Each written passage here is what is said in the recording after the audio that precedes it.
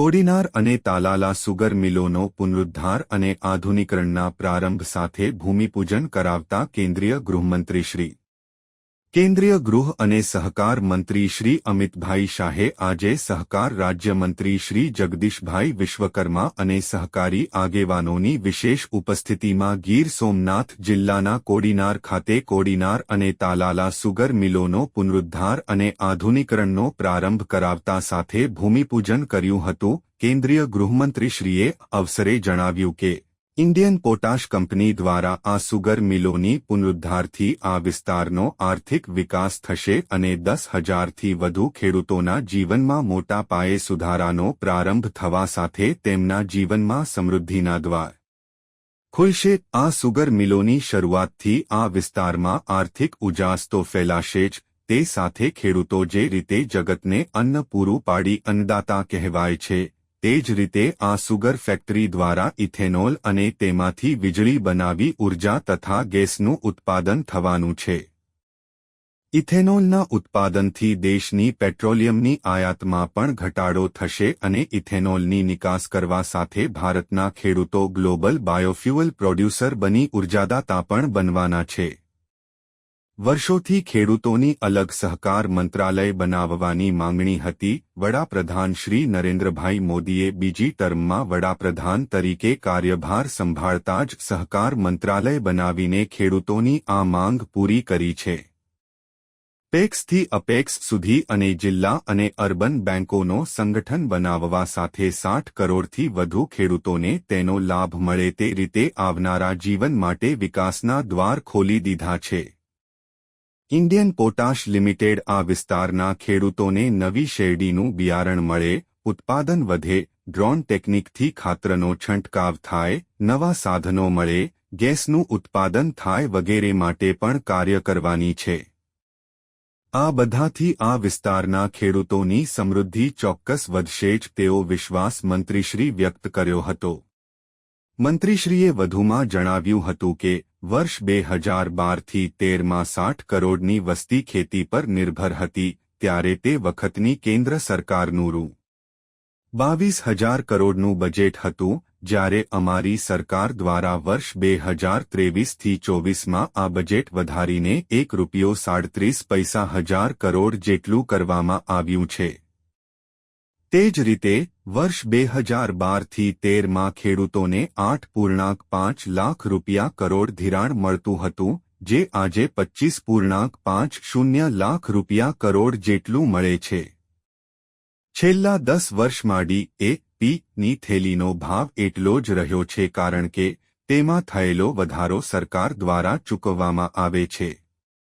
આ ઉપરાંત કિસાન ક્રેડિટની લિમિટ ₹3 લાખથી વધારીને 5 લાખ રૂપિયા કરવામાં આવી છે। આ તમામ પગલાંઓ દ્વારા ખેડૂતોના જીવનમાં આમૂલ પરિવર્તન લાવવાનું કામ વડાપ્રધાનશ્રીએ કર્યું છે। મંત્રીશ્રીએ શેરડી ખેતીમાં વધુ પાણીનો વપરાશની જરૂર હોય છે, પરંતુ ઇન્ડિયન પોટાશ લિમિટેડના સહકારથી ડ્રીપ એરિગેશન પદ્ધતિ દ્વારા ઓછા પાણીના વપરાશે વધુ શેરડીનું ઉત્પાદન થાય તે દિશામાં અગ્રેસર થવા માટે ઉપસ્થિત ખેડૂતોને અનુરોધ કર્યો હતો। તેમણે ઇન્ડિયન પોટાશ લિમિટેડ અને સહકારી માળખા દ્વારા ખેડૂતોના ઉત્થાન માટે જે સહકાર મળ્યો છે તે માટે આભારની લાગણી વ્યક્ત કરી હતી। ઇન્ડિયન પોટાશ લિમિટેડના ચેરમેન શ્રી ડો. પંકજકુમાર બંસલે શાબ્દિક સ્વાગત કરતા જણાવ્યું હતું કે વર્ષોથી બંધ પડેલી મિલોના કારણે ખેડૂતોની આજીવિકા પર અસર પડી હતી। વડાપ્રધાન શ્રી નરેન્દ્રભાઈ મોદીના સહકારથી સમૃદ્ધિના મંત્રને ખરા અર્થમાં ચરિતાર્થ કરતા હવે આ વિસ્તારના ખેડૂતોની સમસ્યાનો ઉકેલ આવ્યો છે। સામાજિક સંવાદિતાના સિદ્ધાંત સાથે સહકારી ક્ષેત્ર આગળ વધી રહ્યું છે। તાલાલા, કોડીનાર અને વલસાડ સુગર મિલો સાથે 10,000થી વધુ ખેડૂતો જોડાયેલા છે। સરકારના સહકારથી આ સુગર મિલો ફરીથી પુનર્જીવિત થઈ છે। ખાંડના ઉત્પાદન સાથે ₹100 કરોડથી વધુની મૂડીના રોકાણ સાથે હરિત ઉર્જા સ્ત્રોત તેમજ જૈવિક ખાતર જેવું ઉત્પાદન પણ કરવામાં આવશે। બિલેશ્વર ખાંડ ઉદ્યોગના ચેરમેન શ્રી પ્રતાપસિંહ ડોડિયા અને તાલાલા કો ઓપરેટિવ સુગર મંડળીના અધ્યક્ષ શ્રી ભીમશીભાઈ બામરોટિયાએ સહકારી ક્ષેત્રને અગ્રતા આપવા અને તાલાલા કોડીનાર સુગર મિલોને ફરી શરૂ કરવા માટે કેન્દ્ર તેમજ રાજ્ય સરકાર અને સ્થાનિક સહકારી આગેવાનો દ્વારા જે સહકાર પ્રાપ્ત થયો છે તે માટે આભારની લાગણી વ્યક્ત કરી હતી. ઉલ્લેખનીય છે કે કંપની દ્વારા મિલોને વધુ અસરકારક બનાવવા માટે 2 ડિસ્ટિલરી, 1 green power plant, aviation turbine plant સહિતની સગવડો ઊભી કરવામાં આવશે. કોડીનાર અને તાલાલા સુગર મિલોની કામગીરી 31-20 ઓક્ટોબર 1925 સુધીમાં પૂર્ણ કરવામાં આવશે. તેમજ આ મિલોમાં શેરડીનું પિલાણ 1 નવેમ્બર 2025થી શરૂ કરવામાં આવશે. આ કાર્યક્રમમાં ઇફકોના ચેરમેન અને રાષ્ટ્રીય સહકારિતા સંઘના અધ્યક્ષ શ્રી દિલીપભાઈ સંઘાણી, સાંસદ શ્રી રાજેશભાઈ ચુડાસમા, એ.ડી.સી.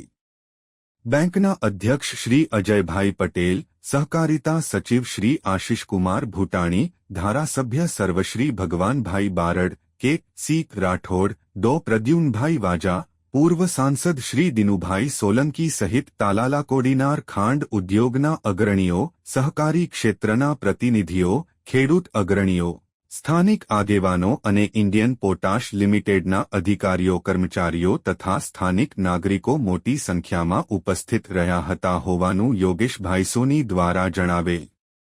રિપોર્ટર સોની યોગેશ પ્રભુદાસ.